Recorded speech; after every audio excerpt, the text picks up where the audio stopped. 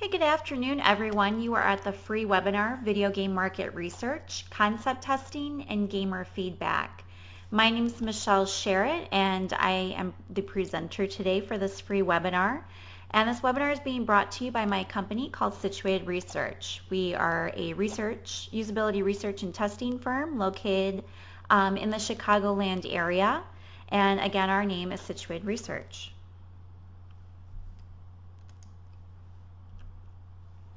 Today we're going to talk about how your game can come up short using traditional market research. So we're going to actually go into some traditional market research strategies, different things that you can do, and why your game can come up short if you only do traditional market research.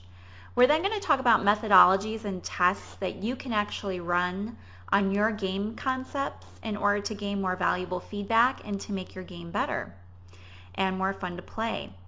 And we'll also talk about how you can gain insight with a mixed method approach to paint a detailed picture of your user experience and to inform future games that you will develop.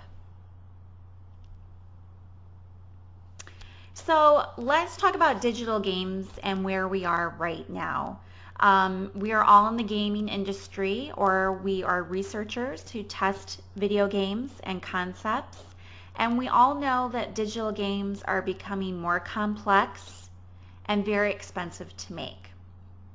And we are also finding that early stage market research really has a lot of benefits. And we're going to go through those benefits during today's session and also give you examples. Also, using sample users prior to your design, prior to actually coming up with prototypes, also is very beneficial, and we'll talk about why that is in just a moment. Analyzing your gamer experience is becoming more and more of a thing now. More and more gaming companies are wanting to do this before they even come up with a prototype because they've lost money on previous game titles.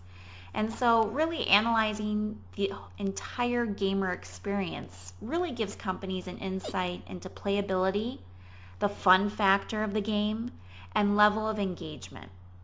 So people who are attending today's session, we have marketing people, we have producers, we have UX people, a wide variety of careers here this afternoon. So we're very excited, and we hope that this webinar is geared towards each one. We wanted to focus on each person who's involved within the design process of a game. So hopefully we're able to do that today. So market research, usually we start out by conducting online surveys. And so those can be done with any online tool. Usually here at Situated Research, we use a tool called SurveyMonkey. It's very easy, simple to use. And we get that market segmentation and sizing, which we'll talk about in just a moment. We get to actually test our concept or our ideas with actual people. And we can also use survey research with pre-launch and post-launch. So with market segmentation and sizing, we get to develop a comprehensive understanding of the consumer segments that exist out there in the gaming industry. We get to then size up those segments, and that gives us a lot of good, viable information that we can use. We can also identify opportunities for new ideas by doing this. So what is our industry? We're in the video game industry, so keeping that in mind, we usually look for geographic and demographic information when we're conducting these online surveys. So anything from the age of the people that we're surveying, their gender, occupation, education, marital status, etc. All of this information we do need in order to gauge our concepts and our ideas, but it's not the only information that we need. Through these online surveys, we can also gain behavioral information a little bit. We can learn the benefits that are sought by consumers, so their price points, the quality of the games. We can also look at user status. So we can find out if these are first-time users, if they're expert users, what their level is. We can also gauge what their user rate is. So do they play video games often? Are they light users? Or are they heavy users where they're playing video games 58 plus hours a week? And we can also gauge their loyalty. Do they have any loyalty to video games, certain companies, certain genres? Do they have a medium level of loyalty? All of this information can help us when we're first testing our gaming ideas. So a big emphasis that we always tell our clients here at Situated Research is to emphasize social aspects. Think about how many players are going to be playing your game at once. Is it going to be 4 players? Can it be 2 players? Versus a game where, or a console where you're going to have less users. So just kind of thinking about that and having that in the back of your head. We also tell gaming companies to emphasize simplicity. Now, these emphases are for gaming companies who want to succeed, who want their game to go on to the next level, who want to come up with the next game in the series, and so people will continue to buy the games instead of getting bored. So emphasizing simplicity is one of those key factors that we always tell gaming companies, because we want to emphasize keeping the game simple, keeping it quick, and uncomplicated fun. No complicated graphics, gestures, or controls. So it's like with the Nintendo Wii. You make your little Mii character and you play the game. Very simple, straightforward, to the point. So in order to start conducting surveys and or interviews, which we'll talk about in a few slides later on, we need to understand who our customer base is. Who are our customers? Here are some statistics to kind of throw out there. 11% of the market are power gamers. So these account for 30% of spending in the gaming industry. Power gamers are people who are spending a lot of hours playing video games. They live video games. And so this is 11% of the market. 13% of the market are social gamers. So these are gamers that enjoy gaming as a way to interact with friends. They want to gain new friends online, or they want to play with their existing friends. 14% are leisure gamers. Now these are people who spend 58 hours plus per month playing video games. And they prefer challenging games. They prefer quest-driven games. And 24% are occasional gamers. They play puzzle games, word games, board games mostly. These are people who are usually on Facebook playing Facebook games. And you know, typically my friends are playing Scrabble on Facebook. So this would be those people who are just the occasional gamer. Something might catch your eye and you play it once or twice, or maybe you are on Facebook a lot playing Scrabble. Who knows? So within the gaming industry, within, I would say, a while now, there have been games out there that have flopped.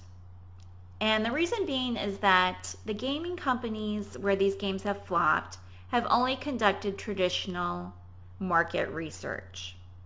And so I just want to show a few of those examples. One good example is Duke Nukem Forever.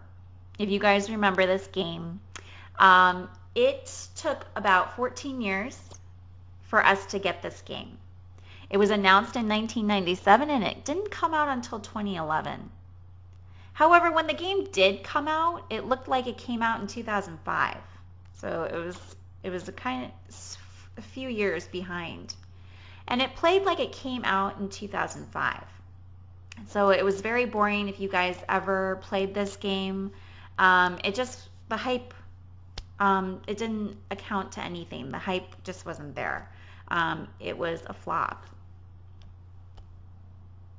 So to keep this from happening, we do concept testing. So concept testing uses quantitative and qualitative methods. So we get to actually evaluate the consumer response prior to going to market. So we can do this through conducting interviews, surveys, and focus groups. And this is in combination with various quantitative methods to evaluate your concept idea. And we'll talk about those different quantitative methods a few slides later on. But most marketers, they use traditional surveys. They do other market research, traditional market research, and they also go off of their own experiences, which can limit and make them biased as well. So when we're talking about quantitative concept testing, there are 3 different categories. The first is concept evaluations. So this is where we take our ideas and we present them to consumers. We quantitatively evaluate the consumers. So we look at their purchase intent, the likelihood that they would try this game out, and their play level. The next category is positioning. So we look at the concepts and see how they're positioned in the same functional class, and we evaluate them together. The third category is product and concept tests. So consumers first evaluate the concept, then the corresponding product, and then results are compared. So we do competitive and comparative analysis. So there are some flaws with traditional concept testing that we wanted to touch upon today. First, there's inadequate means to identify and quantify criteria based on consumer preference of one concept over another. Market researchers would be generalizing how consumers might react to the actual concept. There is no real systematic approach known to accurately identify criteria for consumer choices. So traditional concept testing has failed to provide enough information for marketers and designers to create games specifically tailored for their audience. Traditional testing methods fail. Accurately quantifying relationships between consumer response to idea is missing, and consumer choice of existing games is also missing. So because of this, because gaming companies have just conducted traditional market research, there have been many flops out there. Most video game releases, and people are surprised to learn this, have been commercial failures. And you all understand the amount of money that is put into making a game title a success, or at least attempting to make it a success. One interesting statistic here is that 10% of published games generate 90% of the revenue. And that 10% of published games are those top game titles that the hype is all there, people are anticipating it, they really want to play. But there have been major flops. If you think back in gaming history, E.T. Was a gaming flop, which we're going to talk about next. And Pac-Man for Atari basically accounted for the 1983 video game crash. So E.T. really was the worst example of a movie that turned into a game in history of video games. The game was made in 5 weeks, and it really showed. If you played this game, you understood why. Gamers really had no idea how to play, what the heck was going on, what they were supposed to do. You basically were this little green figurine that was supposed to be E.T., and you basically just walked around a green screen, and then you'd fall certain places if you walked in certain spots of the screen, and then people would chase you. And your score would go up or down, depending on what was going on, but the gamer didn't know what was going on. So just Google, if you're not familiar with this game, just Google E.T. video game and for Atari, and they have videos online of people playing the game and the game interface, and you can see very quickly why it was a flop. So Pac-Man in 1983 really accounted for the crash of video games. It was made for Atari. It was the home version of the commercial game Pac-Man. Remember, you go to Pizza Hut or different pizza places, and they would have it there, and it was fun to play. So we all wanted a home version. So Atari came up with one, and they rushed the project to make the 81 Christmas deadline. And when it came out, it was boring and confusing. It was nothing like the commercial game at all. And it led to Warner Communications selling Atari in 1984. And because of that, Atari never regained a position in the market, and Atari's gone. So you can also look online and you can see a video of this version of Pac-Man, and you can see why it was boring, why it was confusing, why it didn't make sense to consumers. So when we're working with our teams, we need to come up with clear concept ideas. And these are just a few steps to do that. At the beginning, you just have ideas. So you have a small team of your designers, tech leads, concept artists, and sometimes producers. And you're just brainstorming. You're just coming up with ideas. But you have to have a main goal.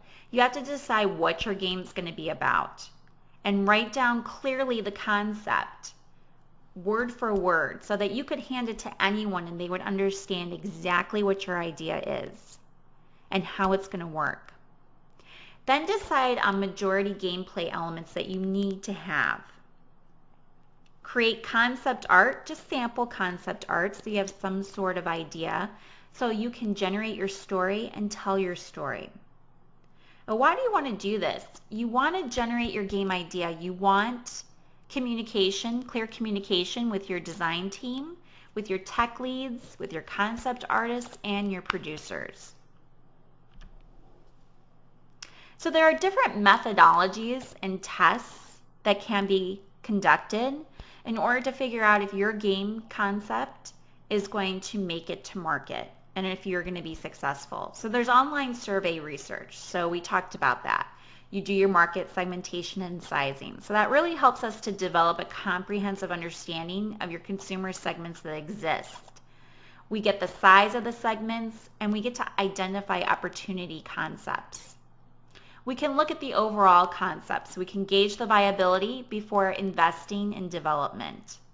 We can identify those key strengths and areas of improvement and hone in on the target audience. So we do this by gathering consumer feedback, which gives us feature lists, concept descriptions, and video footage. We can do this pre-launch. So effectively market the game through building a comprehensive demographic of our user. So we get the psychographic information, we get the demographic information, we get the technographic information, and media consumption profile of our target audience. This can help us to test price points, ads, box art, and more. And we can also do these online surveys post-launch. And this helps us to gather consumer feedback to gain insights for future development and to quantify consumer satisfaction and intent to buy again. So surveys really allow us to reach a large audience and ask targeted questions that will inform your design. We're armed with statistical significance. That way your decision makers have confidence moving forward. So we have to ask the right questions. The most important aspect in a survey is asking the right questions in an unbiased way. So critical design components are examined in a way where participants are not led towards a particular response. So we get that statistical significance. So a carefully constructed survey is going to generate powerful data to inform design. So our experts here at Situated Research, we perform a statistical analysis of your survey data. And this helps you to achieve statistical significance to make informed decisions. Surveys are really structured questionnaires that produce data on user performance or sentiment to gauge what works and doesn't work in a design. So the goal is to highlight design problems and successes so you can serve your users better. These tests really rely on structuring good questions and experts in statistical analysis so that results are statistically significant. With these surveys, we've helped clients determine what features to include in a new project and helped others capture feedback from a project that has already been released. So we come in with unbiased user feedback. Online surveys can vary in length and format, and quality relies on careful design. So to reduce bias, leading questions, those need to be avoided. And responses need to be in a format that generates the most useful data. Results can be gathered quickly from a large pool of participants with statistical analysis of the data done by a trained expert. We get to gain quick and honest feedback from lots of people by asking the right questions, and give your decision makers confidence by backing up their decisions with statistical hard evidence. We can also help with brainstorming. So typically, usability companies don't come in until a company has an idea and they have a prototype.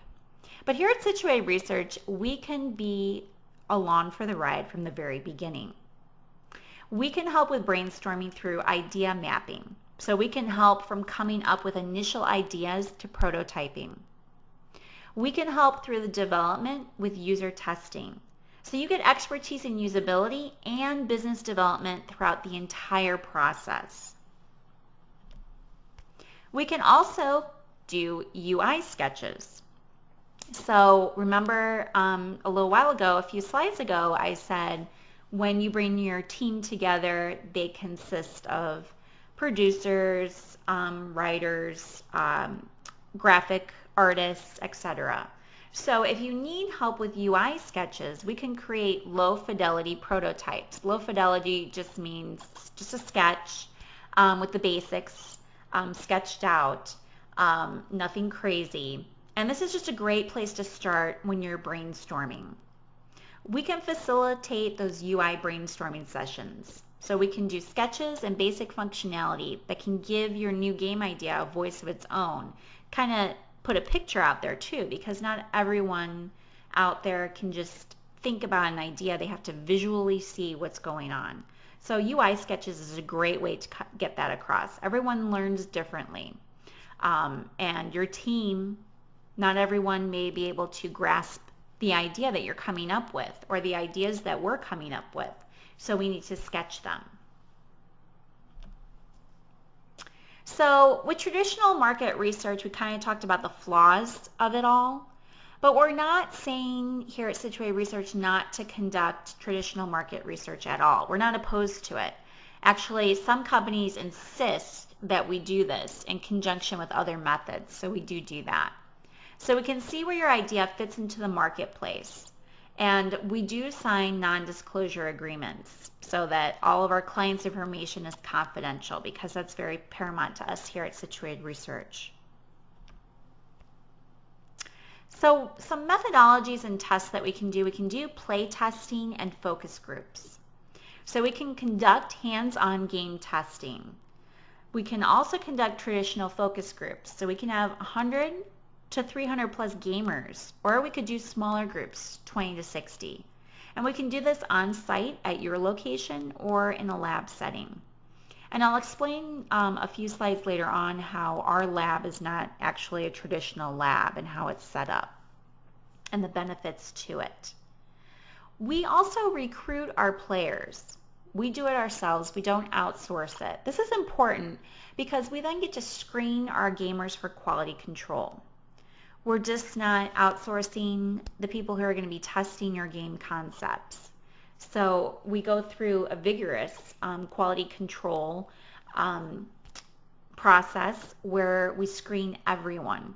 And we ask specific questions, and we just don't have anyone playing your game or trying out your game idea. We can conduct single player, cooperative, or multiplayer play tests, and this helps you to gain a comprehensive understanding of your game from both quantitative and qualitative perspectives. So gamers will evaluate the game through individual surveys and discussions. We do that, as well as traditional focus groups. So with our focus groups, we do our focus groups with 5 to 10 participants per group. Other companies do more. We feel that if we refine that number and make it as small as possible, we get the best feedback. We get the best data. Multiple groups can be conducted in order to cover a large target audience, and moderators have over 1,000+ group experience, and they watch and direct the discussion in real time. So you can learn about your users' attitudes, beliefs, desires, and reactions to concepts. We also conduct guided interviews. And so I'm talking about what situated research can do for your gaming company, but you can also do some of these things on your own too. So you can do guided interviews. So you can do focus groups. They provide group consensus on what consumers want, but interviews really accomplish the same without bias of what others want in the group. So when you have a big focus group, 5 to 10 people, they may be influenced by what others are saying. So those one-on-one interviews, you are only getting the perspective of that one user. So that can be more powerful sometimes than a focus group. Moderators normally influence participants by guiding the questioning in a certain direction when we do interviews and focus groups. So here at Situated Research, we utilize our expertise to get unbiased and accurate responses from users, and we do that through the types of questions that we ask. So when we know that we're going to be doing a focus group or a one-on-one interview, we have our experts sit down, write down exactly what we're looking for, write out those questions, and make sure that those questions are unbiased, that we're not asking questions that are guiding the user into a certain direction. This helps us to inform design. So by asking those right questions, we can help you figure out what users desire. How satisfying is it to play your game? Is the game fun? What does the word fun mean? Let's define it. This is going to generate areas of focus for your design team, because we're going to give your design team a list of focus and what's important to your users. So let's talk about some of the different methods that we use here at Situated Research, among the others that we've already talked about. We do cyclical testing, and cyclical testing works well with agile developmental teams. Each successive iteration or push is analyzed, and usability problems are identified and solved. So as designs change over subsequent iterations, their user experience can be verified to ensure past usability issues are gone and new problems have not arisen. So we get to inform design this way. It works well with most development methods by informing design through the development process to ensure ease of use in the final product. So there are huge returns here. Our clients have seen huge returns with this type of testing, allowing good usability to be incorporated and verified during successive design iterations. So mixing and matching of variations can then cross-pollinate designs and improve other sections of a design when retesting. So by doing multiple testing, we get to shift your mindset from instant ROI tolerancy. By embracing negatives, not only do you learn what not to do, you give yourself a second chance to turn into positive results next time around. So this informs successive iterations that merge the best features from competing designs. And we get to refine and confirm usability through multiple testing. Usability problems are easier to fix the earlier they're found. I think we can all agree with that. A product that has launched will be expensive to fix, while a prototype is going to be cheap. So doing this type of testing at the very beginning makes the most sense. It's designed so that subsequent design iterations can take advantage of usability findings from previous rounds of testing. Design is refined with good usability that is confirmed with users, ensuring a final product that is both easy and satisfying to use. We can also conduct expert reviews. So through analysis, we bring in our PhDs. So everyone who does an expert review has a PhD. And we get to bring in all of our PhDs with the expertise in human factors and usability in order to gauge the user experience of your game. So we get to nail down the design. So we will discuss design with your team after looking at over 60 different areas of usability and examining your game goals. You also get a summary of key usability findings, discussing specific problem areas to inform your design team. We basically are guiding your design path.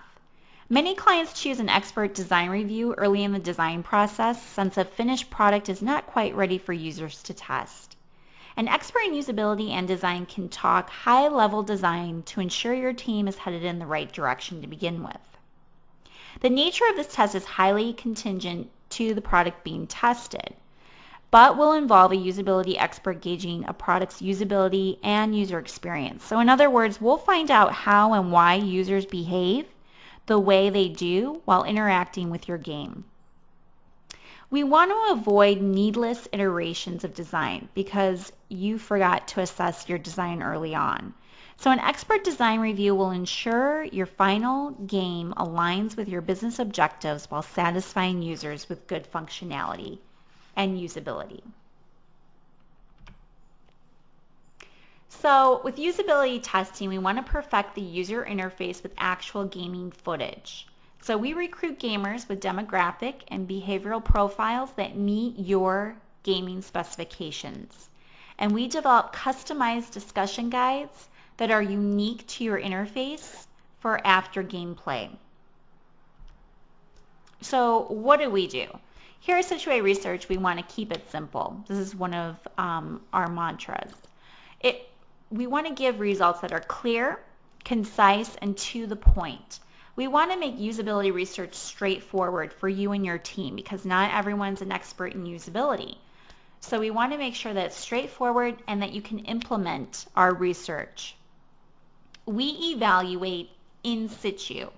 So we talked a little bit earlier about a lab, how we can conduct testing in a lab, or we can conduct testing on site. So in a lab, it's not a traditional lab. It's actually a natural gaming environment. So we have an actual room where we have cameras hidden, and there's a couch and a TV and plants and end tables, and it's just a place to hang out. And we actually have people come in and test out your gaming concepts or your prototypes. And so that's their natural environment. People are playing games in their living room, so it's a living room setting. So we study the actual environment where the game's going to be played. So this kind of alleviates a lot of stress on the tester because the tester comes in, he's going to be testing out your game. And if we had a lab setting and we had a moderator sitting there, first of all, the moderator would be guiding the discussion because it'd be kind of hard not to do that as the person's playing the game. The person would have to talk out loud. The person would know that they're being recorded. The person would know that they're being looked at, and they'd feel like they're being tested and not the game. So by having them in their natural environment, in situ, we are able to get good, honest feedback. So everything's video recorded, and we then evaluate that video and report back the results and solutions to you. So an experienced researcher will review the video of actual gameplay in the gamer's natural environment, very important. We'll be able to identify the areas needing improvement and provide suggestions for much needed improvements later on. The cameras will record the user's face and the screen. And then we transcribe the conversation using a cloud-based platform that only our company has, which is called Transana. So Transana is our cloud-based technology. We've teamed up with the University of Wisconsin, and they have developed a platform called Transana. So we use it here at Situated Research. Our other researchers are able to access the video that we record. So basically all the video that we record goes into Transana. We look for behavioral analysis. So we'll gather data showing users interacting with your game, which will be encoded and transcribed on Transana cloud-based research platform. And we look for patterns of use. So a recursive analysis allows usability patterns to emerge by taking an open-ended look at what your users accomplish and how effectively they do it. So we want key results. Intensive data analysis yields powerful, actionable findings that break directly from your users, a most effective way to inform design and create good usability. So Transana is our qualitative research platform. Due to its unique advantage as a cloud-based platform, we're able to collaborate with our other PhD experts. Collaborative usability research by multiple remote researchers is now possible and can include members of your design team as well.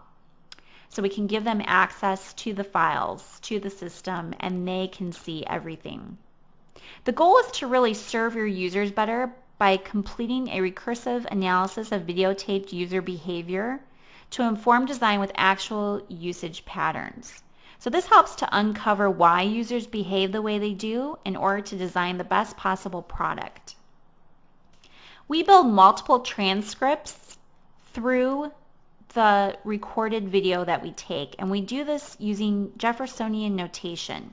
Jeffersonian notation is just a system that records nonverbal behavior, communication with others, gestures, and actions within the interface, as well as variances in speech such as speed, pauses, emphasis, and tone. So this yields patterns in user behavior that gauge usability in an in situ environment. Basically, Jeffersonian notation is like reading a script.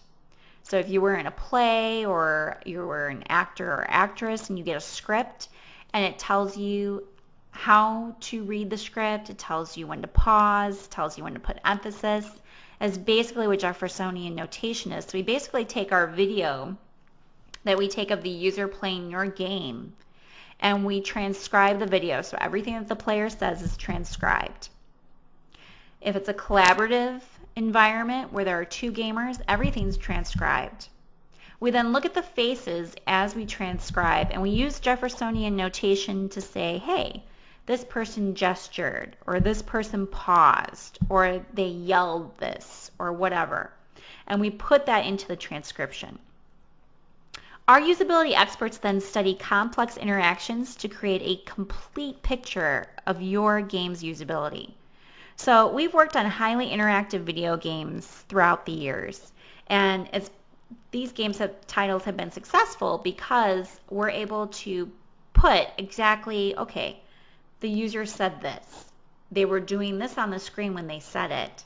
They said it with an emphasis. They said it loud. They were excited. They were having fun. We're able to interpret all that.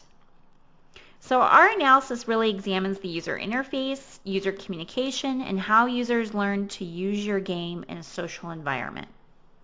Qualitative studies are the most meaningful form of user testing. They're aimed at producing patterns of user behavior to help you discover what works and doesn't work in your design. So a qualitative study will paint a detailed, holistic picture of your actual game in use. We can also conduct remote user testing. And again, we do this in the user's environment. We get users to test your game in their own native environment and get real feedback from actual users on your game's effectiveness and usability. We get rapid feedback, so we get to set up tasks for users to gauge the usability of your game. With as little as 3 to 5 tasks, you will get rapid feedback that could fix 80% of your usability problems. This in turn helps us to inform design. So with quick feedback from actual users, we can gauge their satisfaction with your design, as well as measure time on task and user completion rate. Really, this is the most powerful use of user testing. You'll be amazed how powerful a quick test with remote users is at discovering where your design needs to go. With as little as 3 to 5 tasks, 80% of your usability problems will be revealed, and you can fix them. Your task completion rate, time on a page, time on a task, and satisfaction can be measured, as well as useful comments and user satisfaction. Video of your users commenting while running through scenarios and tasks will help you learn where you need the most improvement. So you gain that quick user feedback. If you need quick feedback from lots of remote users, this is the best way to do it. By capturing feedback in the user's natural environment, both quantitative and qualitative insights can be gained. There's no substitute for user feedback. So avoid needless design iterations with remote user testing, which will inform design and fix key usability problems while reducing your development costs. So I want to thank everyone for attending today. I hope that you got a lot from our webinar. And again, we're Situated Research. We're located in the Chicagoland area. We conduct usability research and testing, and we would love to help you make your game a big winner. Thank you and have a great day. Ever wonder what goes through the heads of your gamers? Situated Research analyzes player engagement, resulting in games that are more fun to play. From market research to UX testing, we've got you covered. Visit situgames.com to learn more.